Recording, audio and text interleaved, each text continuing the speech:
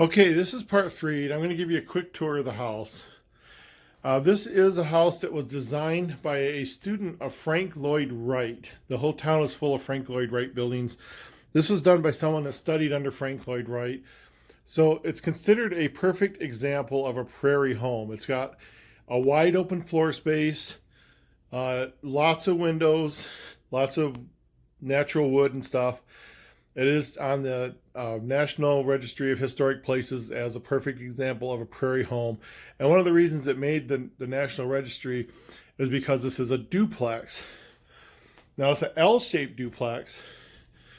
And if you look out over the porch, you can see there is a linked wall there, and then the other side of the duplex. A lot of the original fixtures of the home was removed. This room used to have windows around all three sides, and they would have been gorgeous. And as you can see, they took the windows out and they put paneling over it. They put in this big, sliding energy efficient window. But this used to be like a sunroom. And if you look at the border between the sunroom and this room, you can see where there used to be a wall here. And then there was a door, and this is the fixture where the one door locked and the other door would be the free swinging door. And there's an actual matching fixture right there on the floor. But there was a wall here at one time. So this would have been a sunroom with a door on it. When I moved in, that same paneling that was in there, they had paneled over the fireplace.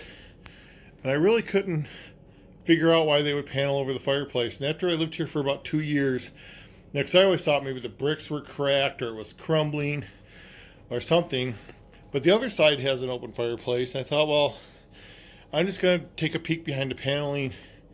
And as you can see, it's a perfectly good fireplace. Why they walled over it, I'll never know. On the other side, on either side of the fireplace, there's bookcases built in that matches all the wood, so it's like one big wooden bookcase around the fireplace, and it's really gorgeous. Why they didn't do that on this side, I don't know. There's no sign that there was ever one here.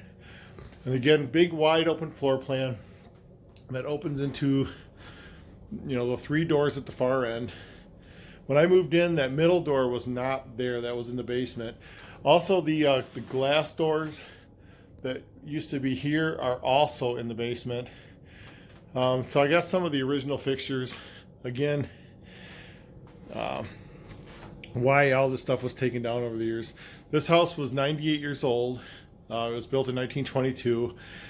And it was probably pretty cool at one time. All these cupboards in the kitchen are not original. And you can tell they're not original because they cover the glass doors of the cabinets here. And that's the room I'm going to talk about in length, but I want to show you a few things first. This is the bathroom with no shower. It does have a huge tub. This door, like I said, was in the basement when I first moved in, and you can see the mirror is really cloudy. On the other side, the mirror is perfectly clear. You can see there's some damage on the bottom of the door because it was sitting in water in the basement. But I don't know, I liked having the door here, and I liked the way it looked on the other side, so I pulled, and this door, I mean, seriously, it's hard for you to fathom probably, but this door weighed about 250 pounds. And yes, I pulled that up from the basement. I could barely lift it. I had to drag it up step by step. It was just a bear. And I mean, it's just a solid door.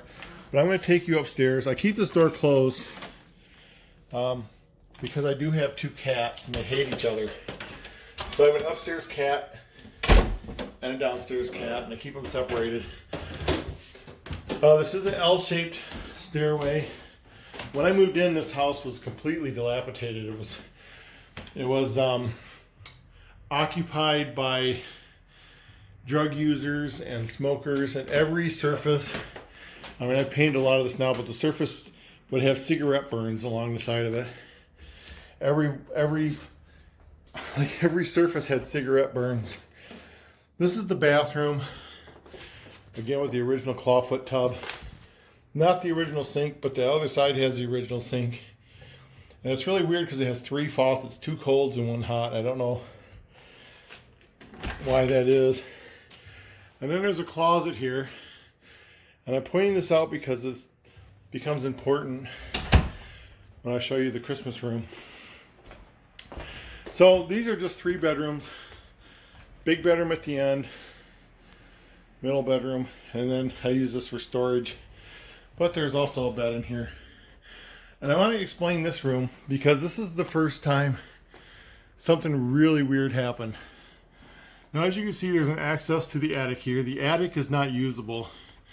It just has, you know, the rafters and insulation. There's no place to store anything. There's no place to put anything up there, and it's perfectly clean. It's perfectly straight. But when I moved in, you can see on the wood here. Let me move this box. They used to have this door bolted shut. There was a hasp here and a big padlock here. And I thought, well, why in the world did they do that? And I thought it looked really ugly. I took it out. Someday I'm going to sand all this down and paint over it.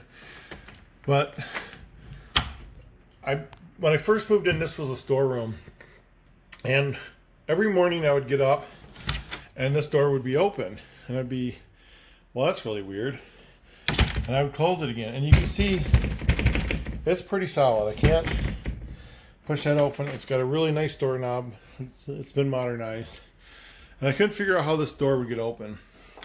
The other thing that would happen is this access hatch would be open. And you can see, it's just a piece of wood on the frame. And this was kind of freaking me out. Again, Frank Lloyd Wright loved windows. They boarded over the windows in this room. This would have been like a lovely little sunroom. Don't know. I don't know what people were thinking. If I owned this building, all this would be restored. But this was kind of freaking me out. And, going from the bolt and this being open and the door being open, I thought, wow, this is really weird. So what I did was I went and I bought this little hook eye. I thought, well, this will keep the door from getting open. And at the time I didn't have cats. I can't blame this on the cats. Sorry, there's a little jump cut there because my camera cut out. But I bought this hook eye, and this is what I would hear at night. Not like all night long, but I would hear maybe a couple minutes of that. And I can't vouch if the door was open, but that's what I would hear. And I'd come in, I'd open this, and bam, that would be open. And the first time that was open, like that panel, you can see it's just a light panel, was like way over in the attic. I had to actually get a ladder and go get it. And other times it would just be up and askew. But this happened over and over again. A lot of people at that point would be like, oh, paranormal. Something's going on with this room. But, I don't believe in the paranormal, so I studied it. I don't know what point the thing cut out, but I was just pointing out that these used to be all windows and they boarded over them.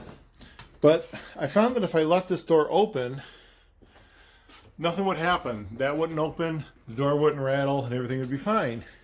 And if I closed the door, if I didn't have it locked, it would either open and then that would open. So that was like my first clue that something weird was going on. Now this is when I first moved in, and it was summertime, and that window was open. And what I figured out was if I closed that window, nothing would happen. So there's something about the way the wind blows on this side of the house. It created like pressure in this room. And the pressure must have been enough to overcome the door handle to blow it open, but it was certainly enough to blow this door open. So if the wind blew just right, that lid would like fly up into the attic, and the door would rattle. So, if you look at something paranormal and you study it and try to figure things out, you can find a logical explanation. And when you add to it strangeness, like, I don't know, of course, like I said, the people that lived here before were kind of druggies. So they probably had something in this room they didn't want people to see, and they had this big bolt on here. You can see that's a locking doorknob. So, I can't vouch. As long as I leave this door open and that window closed, nothing ever happens in this room. It's quiet. Second I open that window and close this door, there'll be a breeze that'll disappear, the door will rattle. And it must rattle enough to overcome that and fly open. But I just wanted to point that out to say that, there can be paranormal things that you think are happening, but could be a mundane explanation. And again, I have insomnia, so I have a bed in all 3 rooms. And if I can't sleep, I'll rotate from one bed to another. And I guess that's like an advantage to living alone. So I wanted to point this out because here's what's above the room below that I want to concentrate on. And again, if you notice, I have these lights that have sensors on them, and they turn on when I walk past them. You just saw it turn on. And I have a similar one in the basement. So let's go back down. And again, I have to keep the cats separated.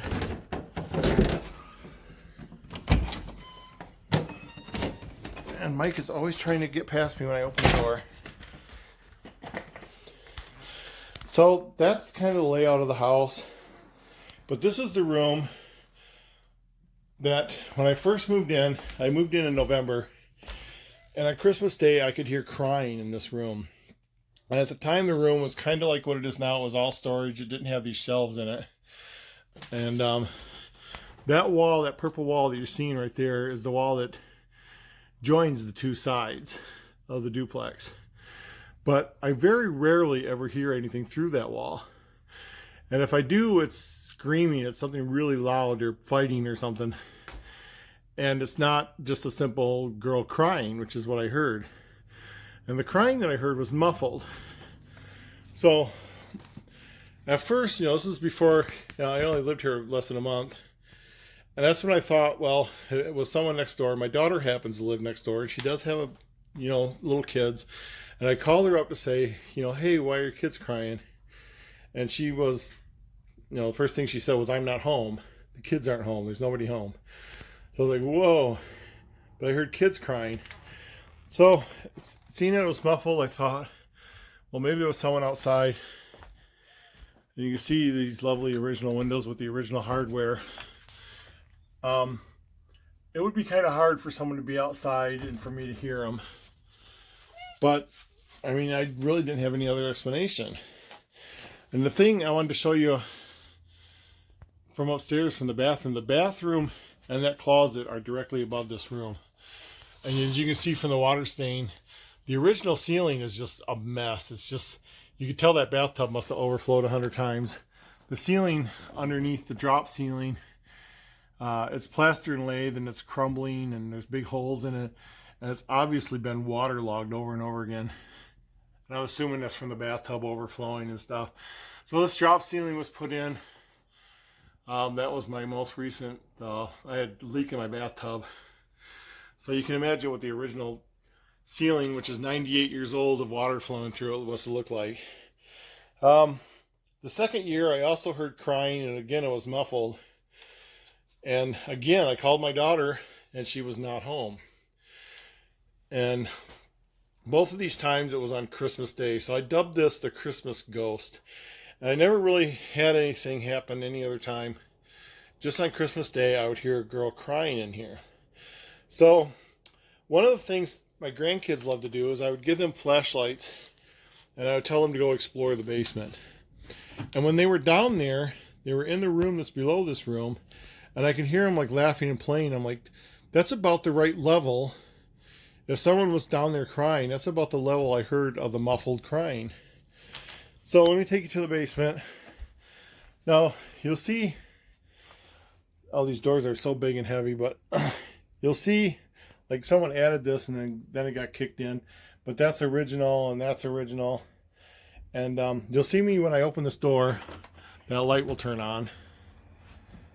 Oh, maybe I gotta walk a little bit. Yeah, there it goes. And you see that it has the same kind of sensor, and it's pointed towards this door. And this is the back door that goes to the back driveway. And if you walk in through that door, it does not activate that light because it's pointed directly in this direction. You have to walk up to the third step before that light comes on. Sometimes I'll try to wave my hands over my head to activate it, but even that doesn't work sometimes. So the basement, like I said, this is plaster and lathe walls. There is stonework down there, but you can see a lot of this is crumbling. It was never taken care of.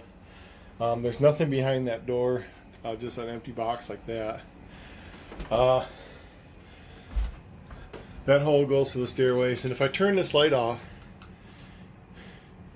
you can see, well, it's daylight now, but you can see daylight coming in through the only windows in the other room.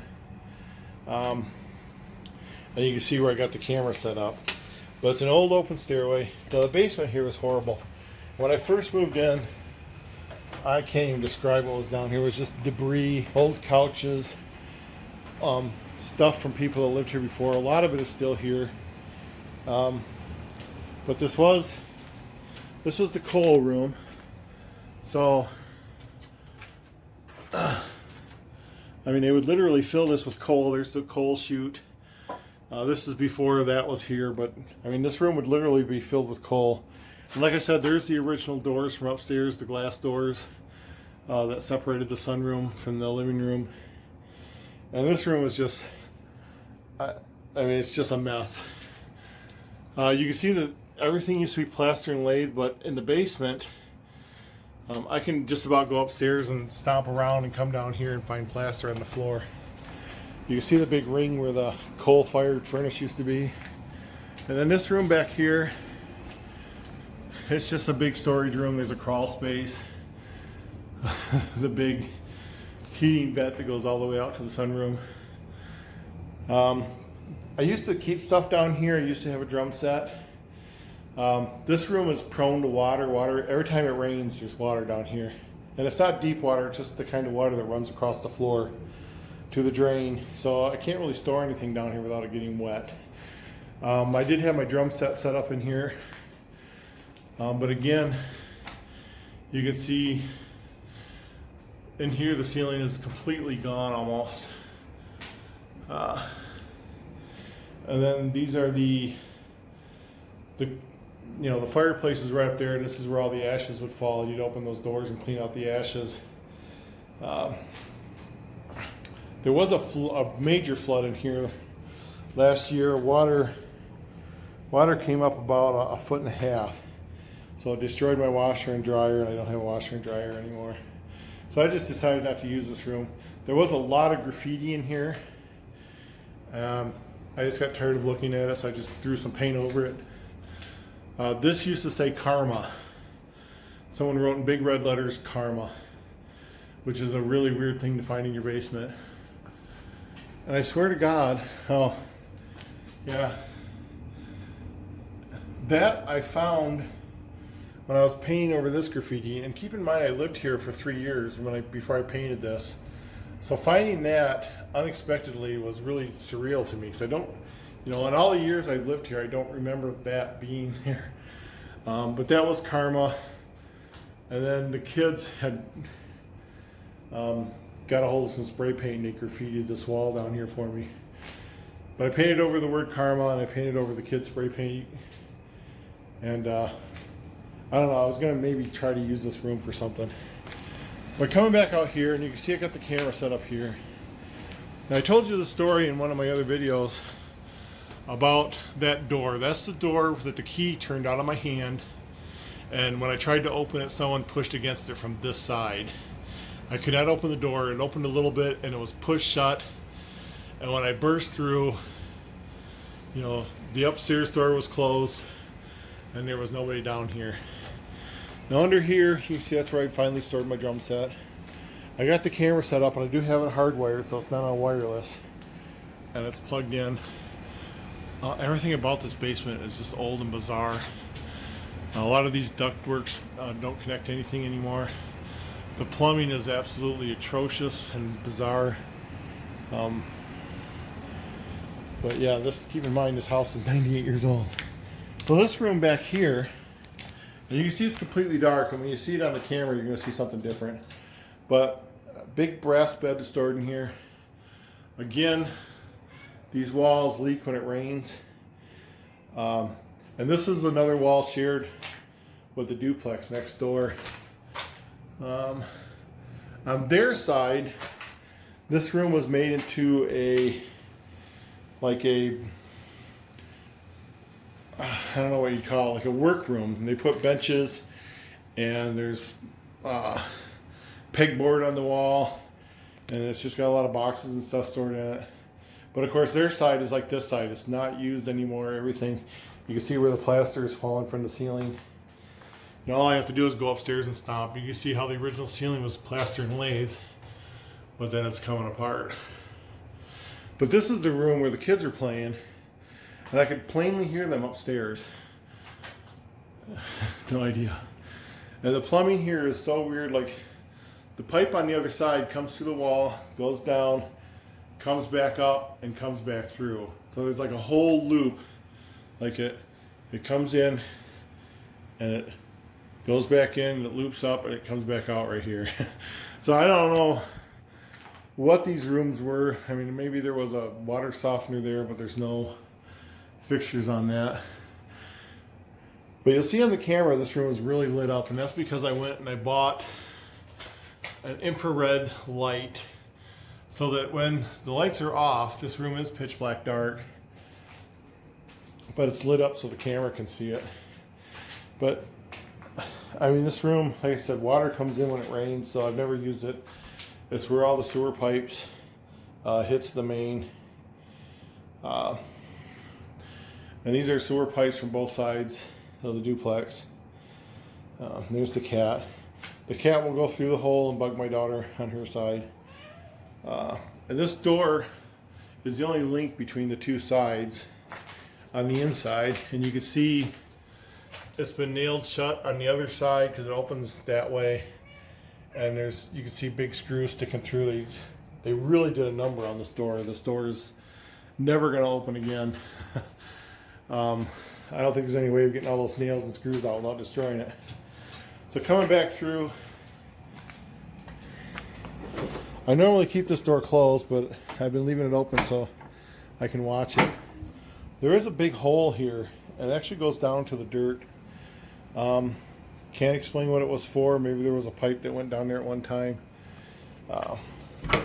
But yeah, and then my camera is a standard pan and tilt camera. And we'll show you that in a second. So yeah, I mean, this is just junk from the house. This is stuff that was destroyed in the flood, so I just keep it down here. And then you can see my drum set under the stairs. Another thing I added was this here. This is a counter. You can see right now it says 3. And if I walk up the stairs and down the stairs, there's a little eye down here. And you see now it says 5 because I walked past it twice. It's low enough that the cat can trigger it. So if I do leave the door open, I did put it right in front of the camera so I could see if that ever increments. I just got to make sure the cat's not down here. But let me walk you through what happened up here, and then I'll wrap up this video with the camera. Again, very old. You can see this is a bolt. I'm going to see if there's anybody out there.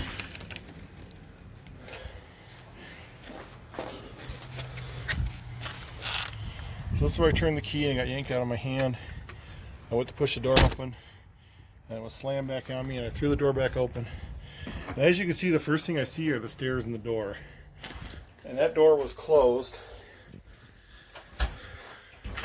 And there's like no way someone could have got up these stairs, gone through that door, and closed it without me seeing them. And of course down here, I don't think there's any way they could have ran down all those stairs and got out of my sight before I saw them. And again, let me show you how dark that is. It just looks absolutely completely dark. So yeah, and my friend tried to explain, yeah, someone ran up these stairs and got through that door and closed it. But this door, if it's any way similar to the door with the mirror on it, it probably weighs a good 200 pounds. There is no way someone's going to go through and close that door quietly. So that was the one weird paranormal event I've had here besides hearing the crying. Was I know that door, I opened it, enough I could have stuck my fingers through it, but it slammed right shut again. I pushed it open again, and there was no one here, and this door was closed. The light was not on. And again, no one could have ran up these stairs and gone through this door without triggering that light. Come here, Mike. Come on. I want to close the door. I don't want to leave the cat here because he'll trip the sensor over and over again. But he loves snow, so he's going to go down there and eat the snow. So that's the setup. So let me show you what the camera sees. I've never had anything else happen anywhere else in the house. And of course, after I lived here about a year, I had cats. And anything weird happening, I would attribute to the cats. So as you can see, I have 4 cameras. Let me zoom in a little bit. This is the front porch, and this is where I watch for packages and stuff. On the back, you can see where my car parks. So if my car's back there, I got a full view there. This isn't a fully friendly neighborhood, so I do like to keep an eye on my car. This light fixture, I don't know if you can see the mouse moving, but this is the door where it happened. I did check the video, and all you can see is me standing there, like fiddling with the door. You can't really see that it was opened and closed and that the key twisted out of my hand. So it was really strange. So those 2 are fixed. This camera is right up there. You can see it bolted to the top of the frame. I mainly keep that on the door, but that is pan and tilt. I call that my cat cam because I'll use this camera to like see if my cat is eating or if he's on the counter or whatnot. But I mainly keep it focused on the door. If there's ever anyone breaking in through the door, I'll have them. If anyone comes into that window, I'll have them. But this is the basement. And as you can see, even though it's pitch black dark down there, it just looks like it's daylight. And that's because of that, the lights on the camera and that extra light that I have set up in the room. And I've been alternating between this room and you can see my drum set under the stairs, and watching this back door. I can't tell if that's the cat or not. Now with the light on, the light's gonna turn the infrared off. Yep, that is the cat. So, and then I could come over here. I gotta find it. Oh, look, the cat's coming. And I can turn off the infrared to read it better. And you can see it's incremented. It's 8 times. Now it's 9, so the cat's probably walking past it again.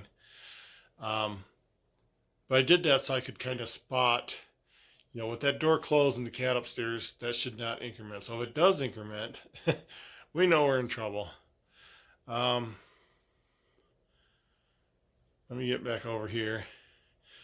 So one of the reasons I got the light was because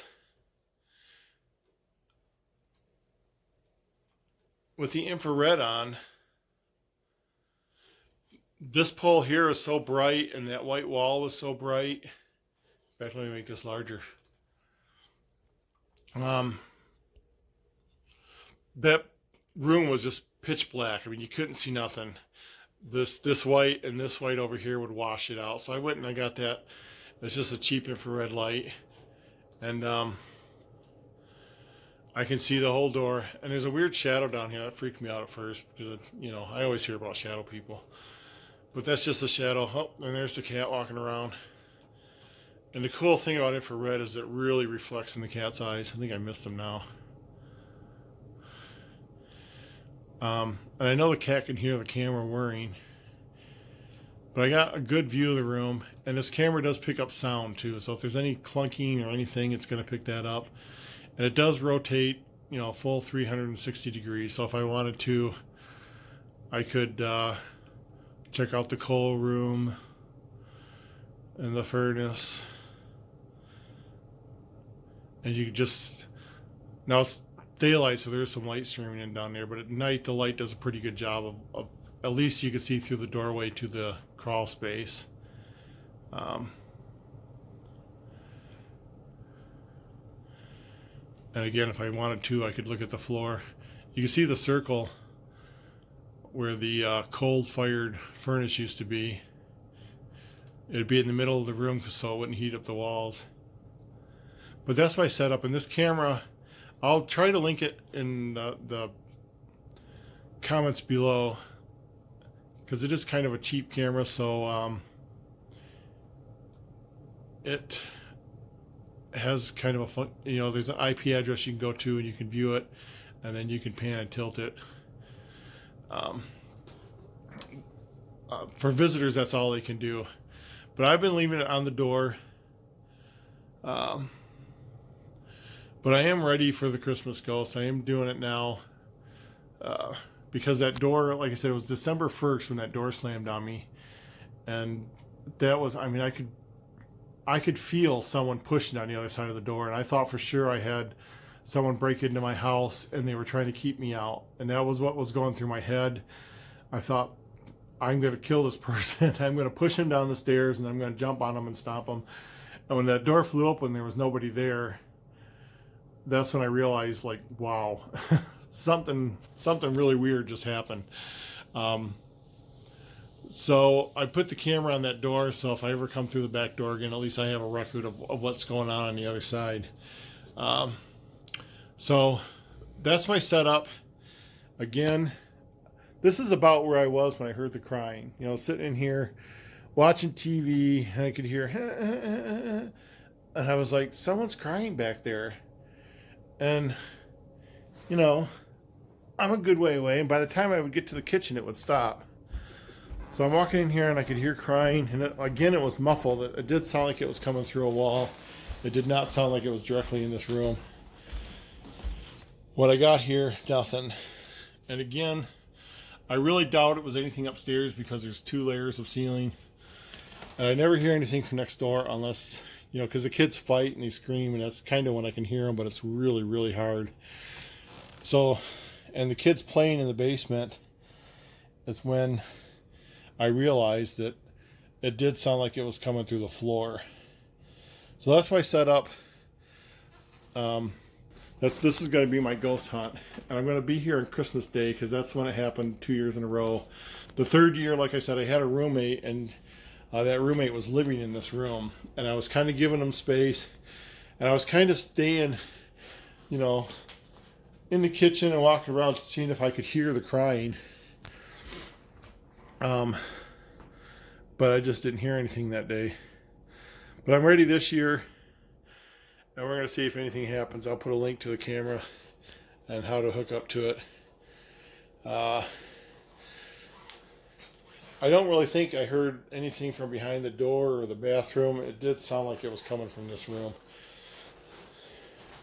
So even though, you know, if you watch part 1 and part 2, you know I don't believe in anything paranormal. Ooh, that just blinked out. Which is kind of, oh, the light turned off. So the infrared kicked in. The light stays on for about 5 minutes, and I think it's probably been about 5 minutes. So if I go up, you'll see that the light is now off. If the cat goes up, I don't know if the cat can trigger it, but I know if I close the door, that will trigger it. I thought I saw a light up there. It looks like there's a little bit of daylight coming in through the door. It might not be sealed 100%. That's interesting. Oh, and there's the cat. Let's see if she triggers the light. And the cat, I'm pretty sure, is afraid of the dark. No, he did not trigger the light, and he should be coming through here. And yeah, see, there he is. So the cat can't trigger the light. Only a person standing on the stairs can trigger that light. But still, something happened at that door, and I can't explain it.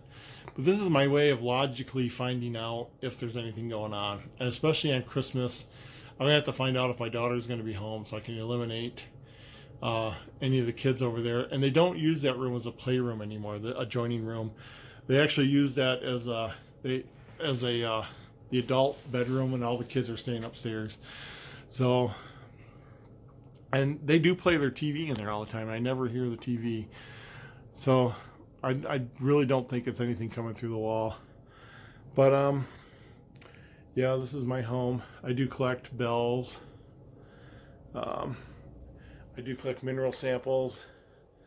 I do have a demon in my house. Of course, I have a scary clown, but you can see I have a little demon sitting on my books. A lot of times I'll come in here and these things, you can see that bell was centered on there, and these things move around, but it's from the floor, and if I stop long enough, things in there will change. My mineral samples. I usually don't get to share all the things I collect. Antique bottles, more mineral samples, and of course, my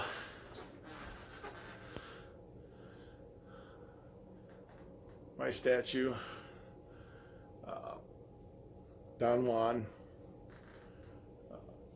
and my old picture, which I can claim is haunted and get people to believe it's haunted, but that's those are the two pilgrims that were killed. I can't remember their name now. My mom loved that picture, and I've always kept it. And the weird fireplace that was boarded over that I can't find anything wrong with. So that's it. We'll see if we find anything. Don't forget to watch part 1 and 2, which explains all the background on this. Again, I do not believe in ghosts. I don't think I'll find anything or capture anything. But if I do, I will be sure and post it. This does record. I think on this particular camera I can record up to 3 days. This camera used to point, I used to have it upstairs, and it would point at this intersection because this intersection has no stop signs. And there'd be at least an accident there a month. Well, I guess the actual accidents maybe 3 times a year. Close calls at least once a month. You'd hear horns blowing, and I'd pull up the video, and yeah, they would just miss each other. And this is a really weird old neighborhood with old abandoned houses. There's always people walking around. So the whole area is, there's me. The whole area is just old. And I'm going to leave you, oh, I tripped over something. I'm going to leave you with my nightmare. I love this painting. It's a painting of the nightmare and the demons that cause bad dreams. But yeah, we're going to see if we catch anything. We're going on 30 minutes, and that's as long as I wanted to go. I'll put links down below, and we'll see if anything happens. Watch part 1 and part 2, and I'll update this if I find anything.